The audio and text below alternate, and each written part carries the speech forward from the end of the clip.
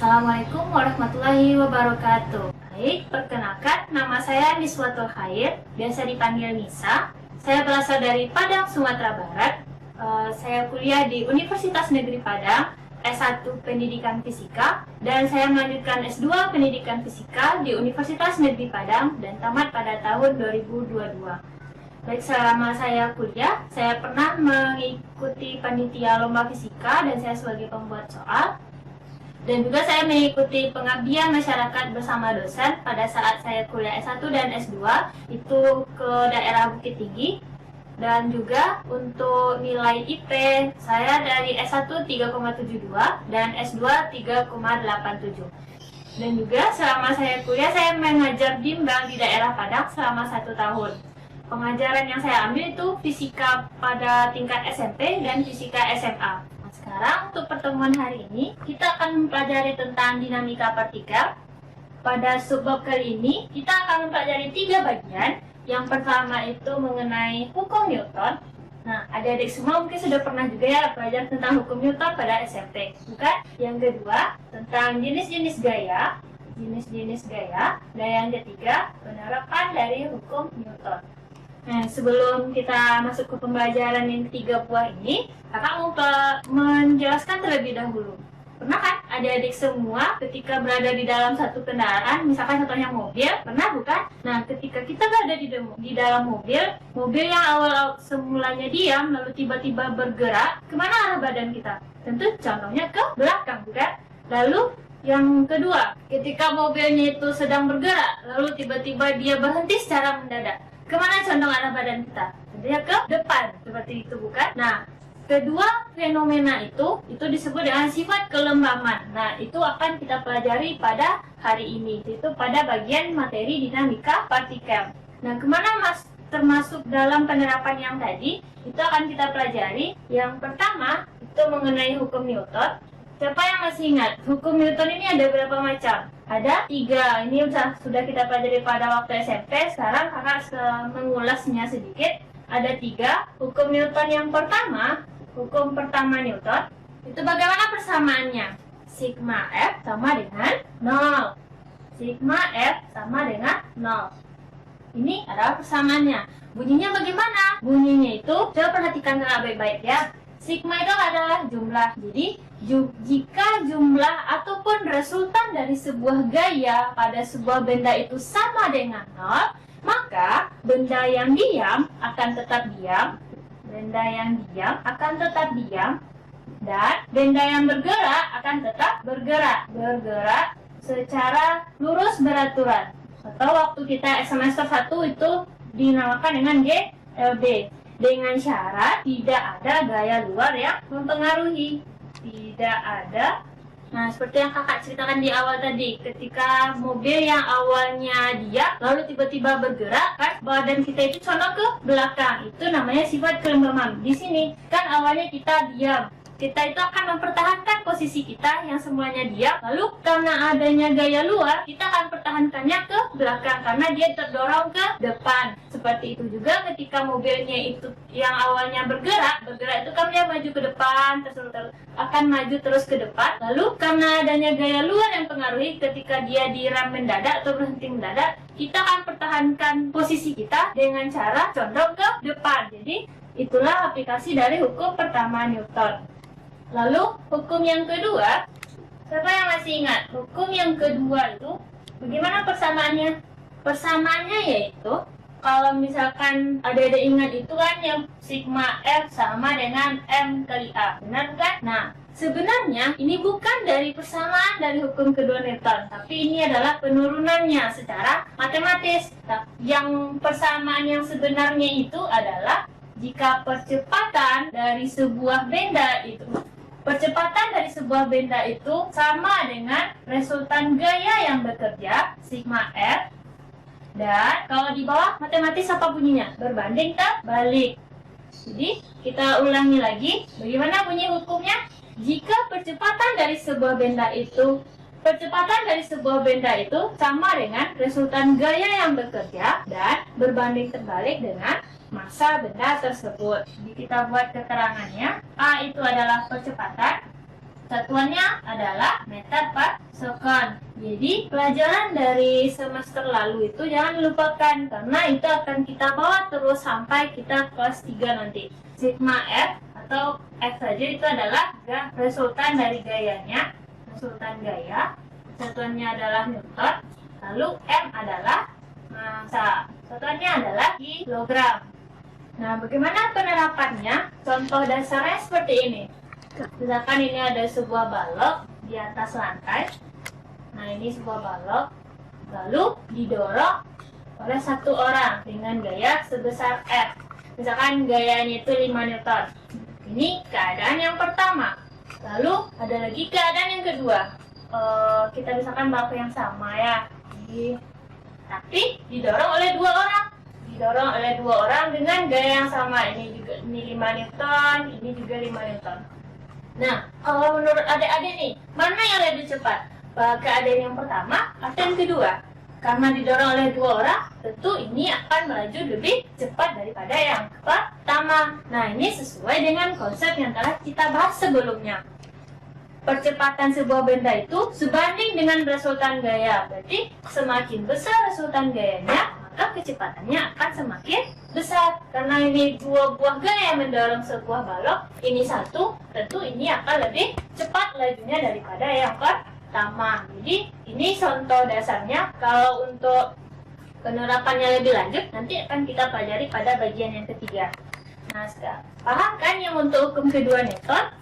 Nah, untuk yang ketiga, hukum ketiga Newton. Siapa yang masih ingat? Itu berkenaan mengenai aksi dan reaksi. Gaya aksi yang kita berikan kepada sebuah benda itu akan sama dengan gaya reaksi yang diberikan benda tersebut dengan arahnya berlawanan. Jadi tanda negatif ini bukan berarti nilainya negatif, tapi arahnya berlawanan. Bagaimana contohnya? Misalkan seperti ini. Contoh, misalkan ini sebuah tembok, lalu kakak kaitkan tali di sini. Ini tali, lalu tali ini ditarik oleh orang. Misalkan ini ada orang di sini, tali ini ditarik, tapi orang ini di atas skateboard. Nah, seperti ini. Ketika dia menarik tali, berarti kan dia menarik, kalau misalkan ini ke kanan, berarti dia menariknya ke kanan. Tapi kemana arah gerak orang ini nanti? Tentu dia akan maju ke depan, karena dia berdiri di atas skateboard. Nah, tapi reaksi yang diberikan, dia malah bergerak ke kiri, atau dia maju mendekati si tembok. Jadi ketika orang ini memberikan gaya aksi, maka benda ini akan melakukan reaksi dengan arah yang berlawanan. Jadi ketika kita tariknya ke kanan, tapi malah kita maju ke depan. Jadi itulah contoh dari hukum ketiga Newton. Sampai sini dulu paham? Nah, hukum Newton sudah. Sekarang kita masuk ke jenis-jenis gaya yang dimiliki oleh sebuah benda. Ya, ini kakak hapus dulu ya. Baik, kita masuk ke subbab yang kedua, itu mengenai jenis-jenis gaya pada sebuah benda.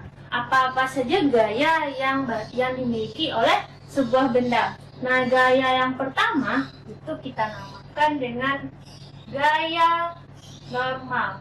Apa itu gaya normal? Gaya normal adalah gaya kontak antara benda dengan bidang, tapi arahnya tegak lurus.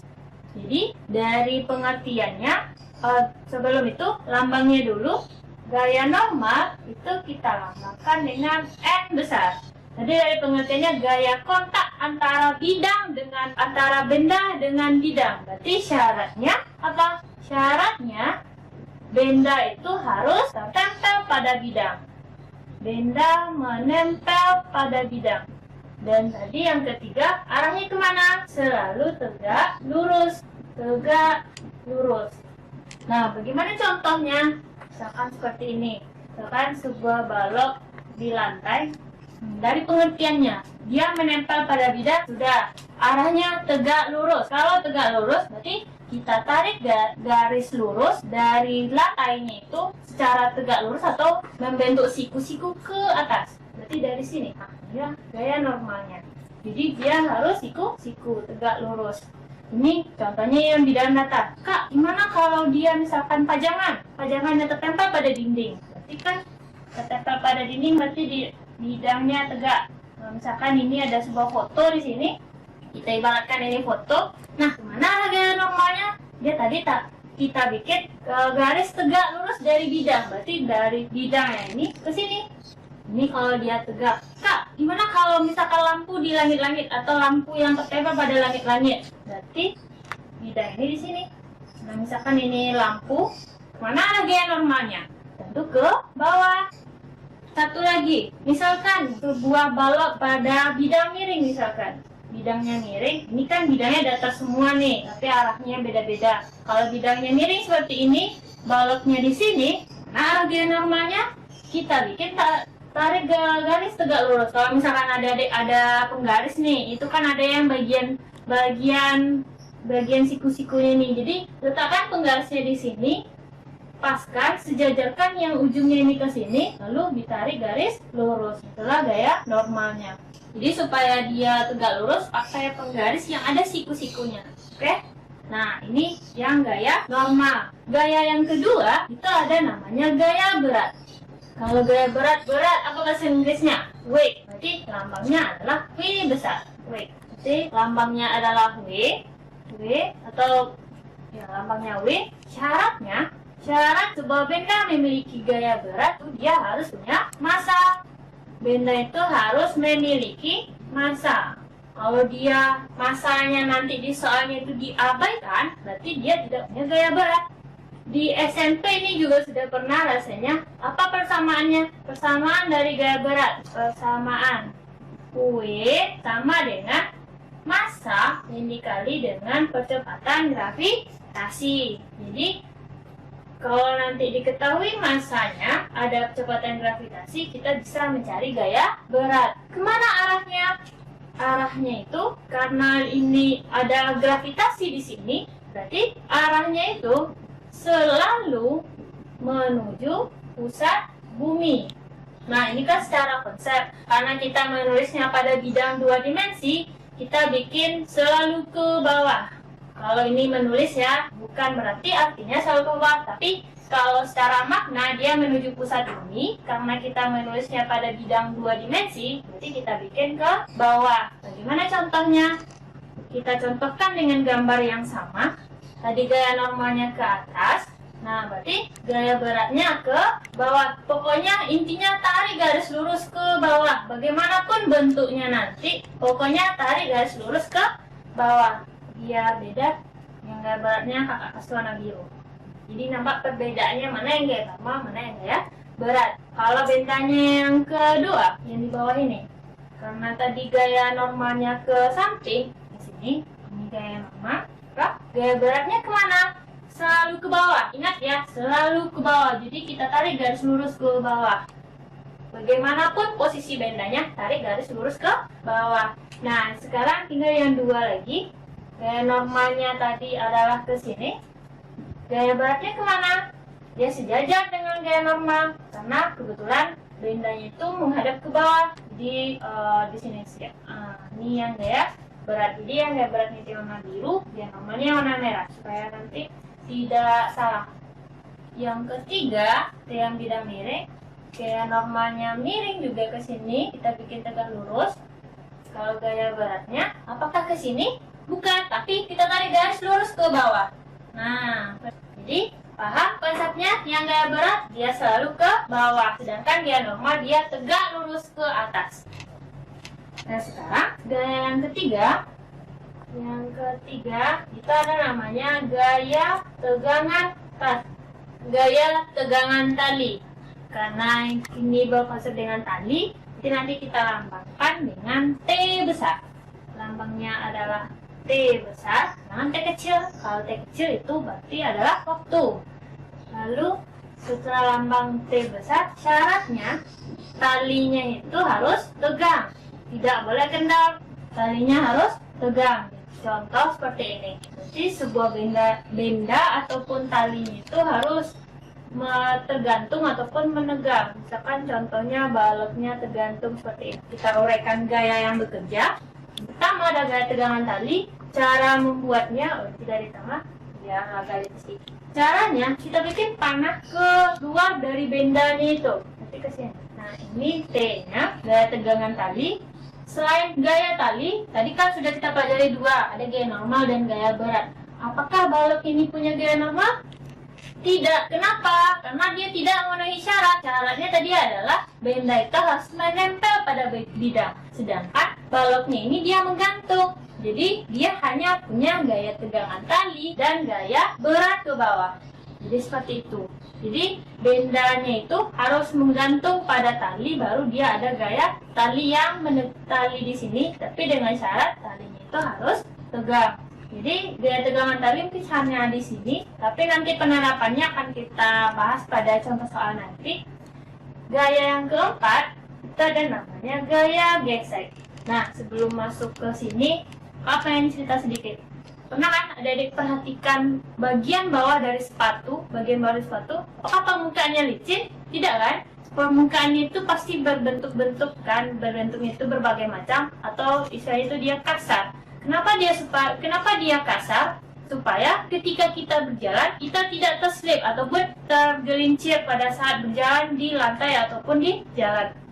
Jadi guna permukaan itu kasar untuk memunculkan gaya geseknya pada bidang supaya kita bisa berjalan dengan lancar dan tidak tergelincir. Begitu juga dengan ban-ban mobil ataupun sepeda motor. Itu kan kalau sepeda motor ada bulu-bulunya atau permukaan bannya itu kan berbeda-beda kan. Kalau misalkan permukaannya itu licin, mobil ataupun sepeda motor itu kan slip pada di jalanan. Pernah kan lihat mobil ataupun motor yang slip pada saat hujan? Itu karena permukaan jalan itu sudah licin kena air, jadi gaya geseknya itu berkurang. Jadi sehingga membuat mobil itu tergelincir pada di jalanan. Jadi gaya gesek ini banyak penerapannya dalam kehidupan sehari-hari tanpa kita sadari. Nah, gaya gesek ini apa lambangnya? Lambangnya itu adalah F kecil. Bukan F besar, tapi kita bikin F kecil seperti ini. Nah, gaya gesek ini dia ada dua jenisnya, ada dua. Yang pertama itu ada namanya gaya gesek statis. Nah, ini gaya gesek yang dimiliki pada benda yang diam. Jadi pada benda diam itu dia punya gaya gesek. Lalu yang kedua ada namanya gaya gesekan kinetik. Gaya gesek yang dimiliki oleh benda yang bergerak. Nah, bagaimana persamaannya? Kalau yang untuk statis itu kita kasih indeks S kecil di bawah. Rumusnya mu S dikali dengan N. N tadi apa? N adalah gaya normal. Sedangkan yang untuk kinetis FK kita kasih indeks kecil di bawahnya, mu K dikali dengan N. Apa itu mu? Mu itu adalah koefisien gesekan pada sebuah bidang. Jadi koefisien gesekan bidang itu berbeda-beda tergantung dengan permukaannya. N tadi adalah gaya normal. Nah, kalau dia yang bergerak itu arahnya itu gaya gesekan statis ini yang bergerak ini arahnya berlawanan dengan arah gerak benda. Berlawanan dengan arah gerak benda. Bagaimana contohnya? Contohnya seperti ini. Misalkan sebuah balok di atas permukaan yang datar, permukaannya kasar, bukan licin, tapi balok ini didorong ke kanan dengan gaya sebesar F. Karena permukaannya ini kasar, berarti ada gaya gesekan kinetis. Karena dia didorong ke kanan, berarti gaya gesekannya ke kiri. Jadi dia berlawanan. Kalau dia didorong ke kanan, berarti gaya gesekannya ke kiri. FK.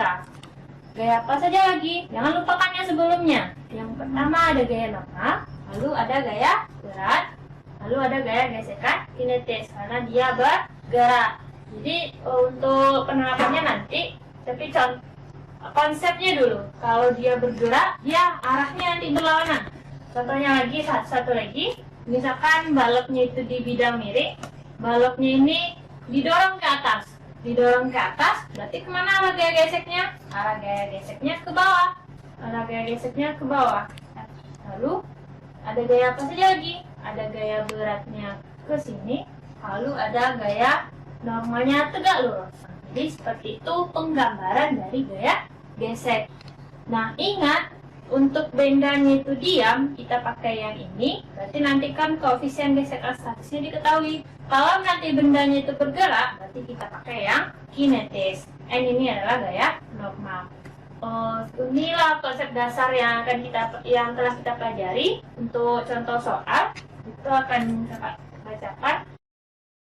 Baik, sekarang kita masuk ke sesi pembahasan soal. Nah, sekarang kakak ada soal yang pertama, itu mengenai soal dari UTBK pada tahun 2021. Sebuah balok bermasa 2 kg bergerak pada sebuah bidang datar yang licin dengan kecepatan 1 meter per sekon. Selanjutnya, balok menuruni sebuah bidang miring dengan kemiringan 30 derajat dan mengalami gaya gesek sebesar 7 Newton. Setelah sampai di dasar bidang miring, balok meluncur pada bidang datar licin pada kecepatan 2 meter per sekon. Jika percepatan gravitasi pada tempat tersebut adalah 10 meter per sekon kuadrat, kedua bidang datar berbeda ketinggian sebesar. Jadi kita bikin dulu diketahui. Apa yang diketahui di soal? Sebuah balok bermasa, berarti masanya adalah 2 kg.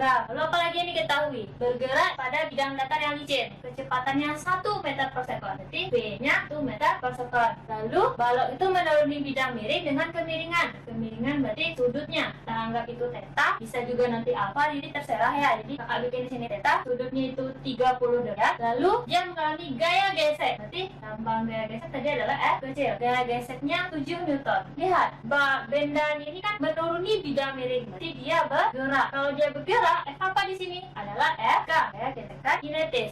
Dan lalu dia setelah sampai di bidang miring, balok meluncur pada bidang datar dengan kecepatan, berarti ada 2. Ini kita kasih indeks 1. Lalu kecepatan yang kedua itu 2 meter per sekon. Dan percepatan gravitasi adalah G, 10 meter per sekon kuadrat. Yang ditanya apa? Perbedaan ketinggian.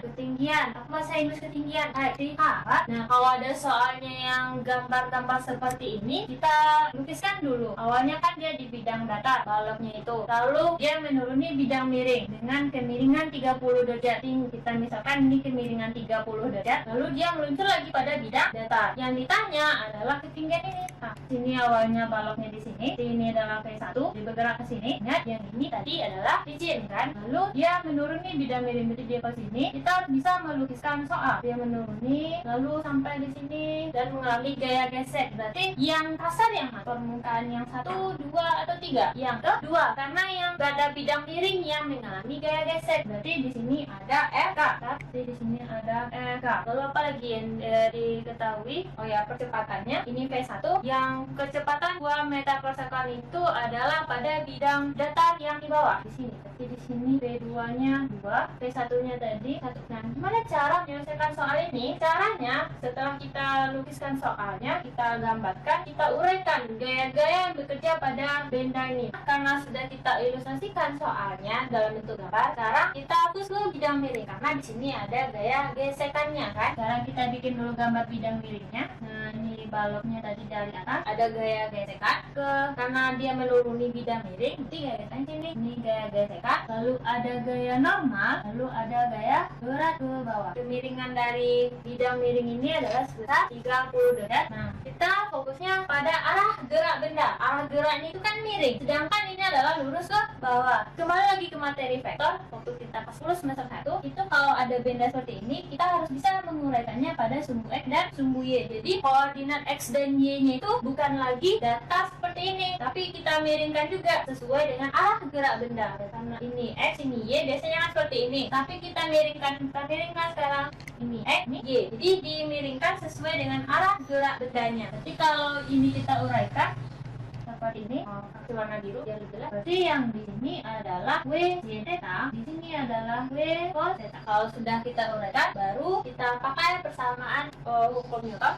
A sama dengan sigma F per R, di sigma F sama dengan F kali A. Apa sih juga gayanya? Ya, arahnya ke bawah. Oh ya, sebelum itu kita pakai kesepakatan. Tanda ia akan bernilai positif jika searah gerak dan dia bernilai negatif jika berlawanan.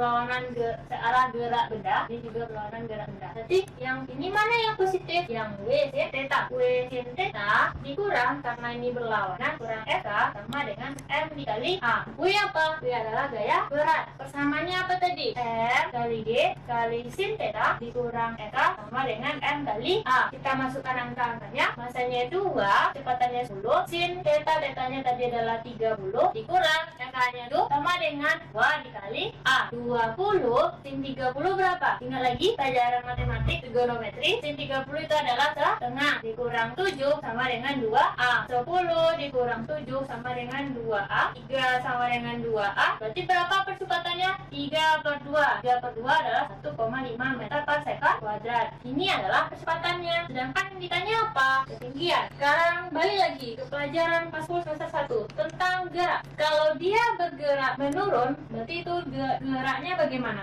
Gerak lurus berubah peraturan, dipercepat atau diperlambat. Kalau dia menurun, makin lama makin cepat atau makin lambat? Makin cepat. Berarti dia GLBB dipercepat. Ingat lagi persamaan pada GLBB, tapi dipercepat. Kalau dipercepat tandanya berarti positif. Jadi adik-adik harus mengulas lagi pelajaran yang semester 1. Ada A di sini, ada ketinggian, lalu ada kecepatan di sini. Berarti kita pakai rumus yang VT kuadrat sama dengan V0 kuadrat ditambah 2 dikali A dikali N. S ini adalah lintasannya yang ini, lintasannya ini, panjang lintasannya. VT adalah kecepatan akhir, kecepatannya di bawah. Kecepatannya di bawah berapa? 2. Jadi 2 kuadrat sama dengan kecepatan awal. Kecepatannya di sini sama dengan yang di sini. 1 kuadrat ditambah 2 dikali A. A-nya 1,5 kali S. 4 sama dengan 1 ditambah 2 kali setengah 3S. 4 kurang 1 3 sama dengan 3S. Berarti panjang lintasannya adalah 1 meter. Kita sudah dapat panjang lintasannya 1 meter, sudutnya 30. Yang ditanya adalah ketinggiannya. Ketinggian dari dua permukaan ini. Caranya kita pindahkan dulu segitiganya. Kita pindahkan lagi. Nah, panjang lintasannya tadi adalah 1. Sudutnya di sini 30. Yang ditanya di sini adalah H. Ingat lagi trigonometri sin 30 kalau pakai segitiga depan per miring, berarti H per 1. Sin 30 adalah setengah sama dengan H per 1. Kita kali silang 2H sama dengan 1. Jadi berapa ketinggiannya? 1 per 2 atau kita dalam pecahan 0,5 meter. Jadi jawabannya adalah yang E. Baik, untuk soal yang kedua itu soal dari UTBK 2021 kan, tapi beda soalnya yaitu sebuah balok bermasa 1 kg bergerak mendaki bidang miring yang licin, kemudian memasuki sebuah bidang datar yang kasar. Panjang bidang miring 1 meter dan sudut kemiringannya 30 derajat. Saat bergerak di bidang datar, balok mengalami gaya gesek sebesar 2 Newton dan dari kaki-kaki bidang miring. Balok mendaki dengan kecepatan awal 4 meter per sekon. Jika percepatan gravitasinya 10 meter per sekon kuadrat, jarak tempuh balok di bidang datar sampai berhenti adalah dari soal ini yang diketahui di yang nomor 2 diketahui sebuah balok bermasa 1 kg berarti masanya 1 kg. Apa lagi? Mendaki bidang miring yang licin, kemudian memasuki sebuah bidang datar yang kasar. Panjang bidang miring, berarti kita anggap saja panjang bidang miringnya itu S 1 meter, lalu sudut kemiringannya theta 30 derajat, lalu gaya geseknya karena dia bergerak di F, gaya geseknya 2 Newton, lalu kecepatan awal berarti kita anggap itu adalah V0-nya 4 meter per sekon dan percepatan gravitasi di 10 meter per sekon kuadrat. Yang ditanya jarak tempuh, kita jadi jaraknya itu jarak tempuh aja deh jawab. Seperti sebelumnya, kita sudah menggambarkan soal. Berarti awalnya dari mendaki bidang miring. Berarti awalnya di sini, baloknya dari bawah. Lalu setelah di bidang miring, dia jalan di bidang datar yang kasar. Bidang datar yang kasar. Jadi dia arahnya ke atas, lalu sampai di sini. Dan kalau sudah kita lukiskan yang kasar tadi adalah yang datar. Berarti di sini kita gambarkan nya ke sini lalu ada gaya berat, gaya normal. Kita anggap di sini ada tiga titik. Ini titik A, ini titik B, yang di sini ini titik B, dan ini titik C. Ya di sini B, ini titik B. Nah, karena dia didorong, berarti ada kecepatan awalnya. Ini V-nya 4 meter per second. Yang ditanya adalah jarak tempuh balok di bidang datar sampai berhenti. Berarti ini yang ditanya. Caranya, karena dia mendaki, berarti pada satu lagi kemiringannya 30 derajat. Berarti di sini juga ada ketinggian. Satu lagi lintasannya, apanya lintasannya yang ini 1 meter. Karena di sini ada sudut, kita ambil dulu yang segitiganya 30 derajat. Ini 1, ini H, ini 30. Sama seperti sebelumnya, sin 30, sin apa? Depan per miring. Berarti H per 1. Sin 30 adalah setengah H per 1. Berarti H-nya kita satu kali silang, 2H sama dengan 1. Di H 1/2 adalah 0,5 meter. Berarti ini adalah 0,5. Ada ketinggian, ada kecepatan. Kita kaitkan dengan materi konsep energi. Konsep energi yaitu hukum kekekalan energi mekanik. Pertama, ke sini kekekalan energi mekanik. Kita ambilnya yang dari titik A dan titik B. Berarti energi mekanik pada titik A kita akan sama dengan energi mekanik pada titik B. Energi mekanik gabungan dari energi apa? Energi potensial pada titik A ditambah energi kinetik pada titik A sama dengan energi potensial pada titik B tambah energi kinetik pada titik B. Energi potensial pada titik A, inilah titik dasar, berarti tidak ada ketinggiannya. Nilai energi potensialnya sama dengan 0. Energi kinetik pada titik A setengah mv kuadrat sama dengan energi potensial pada titik B, berarti mgh ditambah ini biarkan dalam bentuk energi kinetik saja dulu, setengah mv kuadrat, setengah masanya masukkan, masanya itu adalah 1 kg.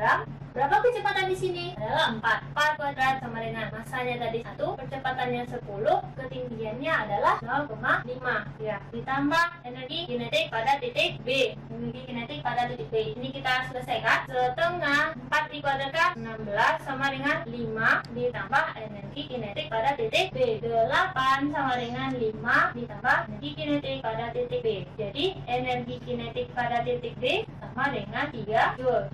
Nah, bagaimana cara mencari lintasannya ini? Kita pakai konsep usaha. Usaha, apa kaitan usaha dengan energi kinetik? Usaha sama dengan resultan dari sebuah energi kinetik. Usaha, apa kaitannya dengan jarak? Usaha itu adalah gaya yang bekerja dikali dengan perpindahannya. Delta itu adalah dari titik selisih dari titik akhir ke titik awal. Titik akhirnya di C, titik awalnya di B. Berarti energi kinetiknya pada titik C dikurangi energi kinetik pada titik B.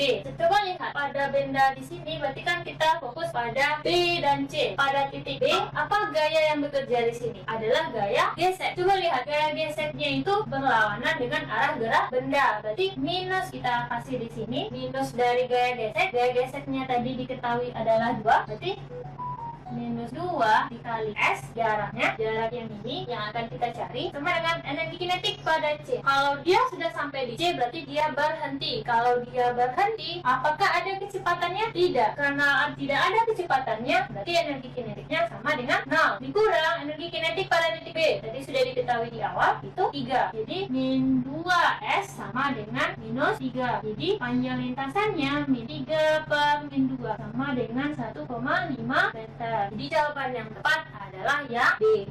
Baik, sekarang soal nomor 3, itu soal SBMPTN pada tahun 2018. Nah, sebuah balok bermasa 4 kg didorong oleh suatu gaya konstan horizontal sebesar 40 Newton. Balok bergerak di sepanjang lantai mendatar kasar dengan laju sebagai fungsi waktu yang tertera pada grafik. Oke, ini kan ada grafiknya. Jika percepatan gravitasi 10 meter per second kuadrat, nilai koefisien gesekan kinetis antara balok dan lantai adalah seperti biasa, kita bikin dulu diketahui yang nomor 3. Diketahui baloknya bermasa 4 kg. Masa 4 kg. Lalu apa lagi? Gayanya 40 Newton F.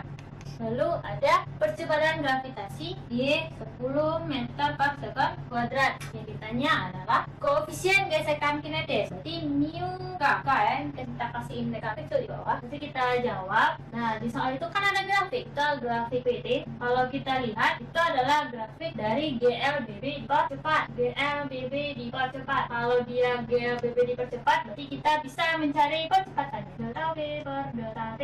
V-nya itu adalah 5. Kita lihat yang paling ujung grafiknya, waktunya adalah 1. Jadi kecepatannya adalah 5 meter per second kuadrat. Nah, sudah dapat kecepatannya. Apa lagi? Kita lukiskan lagi dari soal. Itu kan baloknya itu didorong oleh gaya yang konstan di permukaan yang datar, horizontal.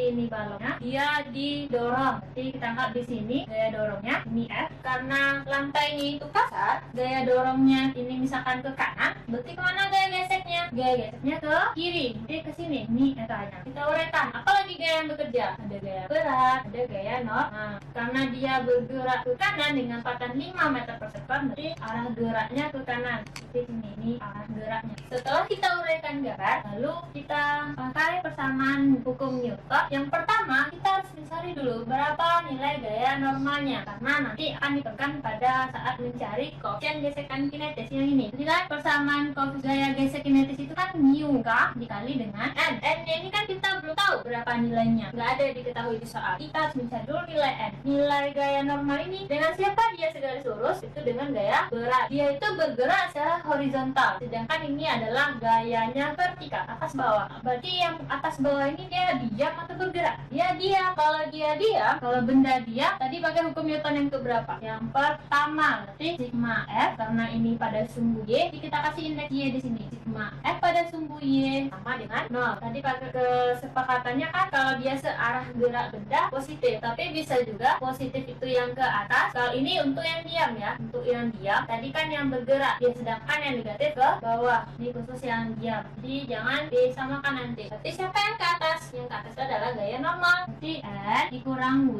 sama dengan 0. Jadi gaya normal sama dengan gaya berat. Gaya normalnya berapa? Gaya beratnya apa persamanya? M dikali dengan G. Jadi gaya normal masanya tadi adalah 4 dikali 10. Jadi gaya normal itu 40 Newton. Ini untuk gaya normal. Lalu kita uraikan yang pada sumbu vertikal, yang horizontal ke sini saja. Yang secara horizontal dia bergerak, berarti sigma L sama dengan F kali A. Yang kalau dia bergerak, dia akan positif, dia searah gerak. Negatif berlawanan. Mana dia positif? Dia arah geraknya ke kanan, berarti yang gaya dorongnya itu yang positif.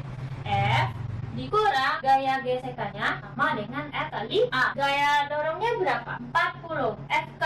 FK apa persamaannya tadi? Mu K dikali dengan N kali F kali A. Masukkan nilai yang diketahui. 40 dikurang mu K. Nilai N-nya 40 juga. Sama dengan masanya adalah 4. Percepatannya tadi sudah terdapatkan 5. 40 dikurang 40 mu K sama dengan 20. Yang negatif kita pindahkan ke sini. 40 mu K sama dengan 40 kurangi 20. Jadi mu K sama dengan 20 per 40 setengah atau 0,5. Jadi jawabannya adalah E. Baik, sekarang kita masuk ke soal nomor 4. Itu soal dari SBMPTN tahun 2019. Dua buah balok A dan B dengan massa masing-masing 4 kg dan 6 kg saling terhubung melalui sultas tali yang ringan dan tidak elastik. Kedua balok ditempatkan pada sebuah meja horizontal yang dikit. Pada balok A bekerja gaya FA pada arah horizontal dengan besar 12 Newton. Sedangkan balok B bekerja gaya FB pada arah horizontal dengan sebesar 24 Newton. Jika tali dalam keadaan tegang, maka besar tegangan tali adalah bikin diketahui.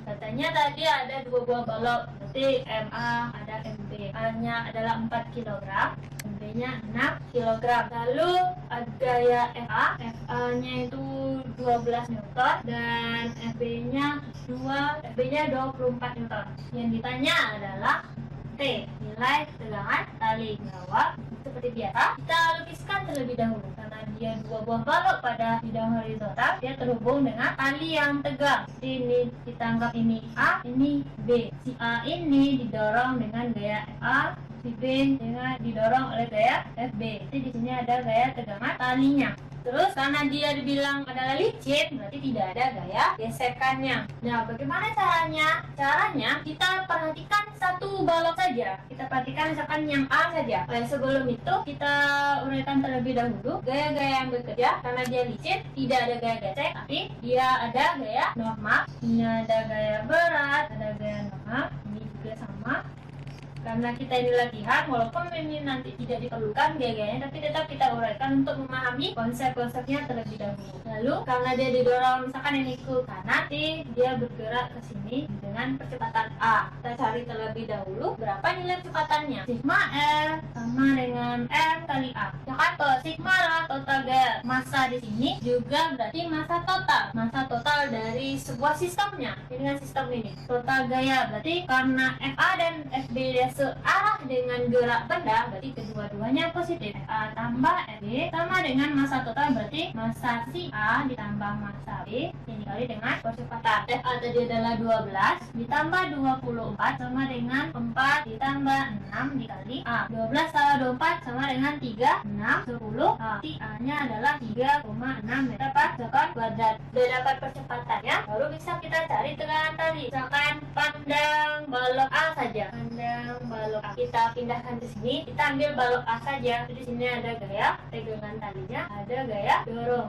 Ini balok A. Balok A ini kan juga bergerak, dan kita pakai hukum kedua Newton, sigma F sama dengan M kali A. Karena kita mandang balok A saja, berarti ini MA saja, sigma F. Arah geraknya ke kanan, berarti FA ditambah T sama dengan massa si A dikali percepatan. FA nya itu 12 ditambah tegangan talinya kita yang dicari, massa si A 4 dikali percepatannya 3,6. 12 ditambah T sama dengan 4 kali 3,6, 6 kali 4 24, 2 sama 14,4, berarti T sama dengan 14,4 dikali 12. Jadi dapatkanlah gaya tegangan talinya sebesar 2,4 Newton. Jawabannya adalah C. Baik, ini soal yang terakhir, itu soal dari SBMPTN 2017. Sebuah lemari besi dengan berat 300 Newton yang awalnya dalam keadaan diam ditarik oleh sebuah gaya dengan arah membentuk sudut di atas garis mendatar dengan cos θ-nya 3/5. Apabila koefisien gesek statis dan kinetis antara lemari besi dan lantai berturut-turut adalah 0,5 dan 0,4,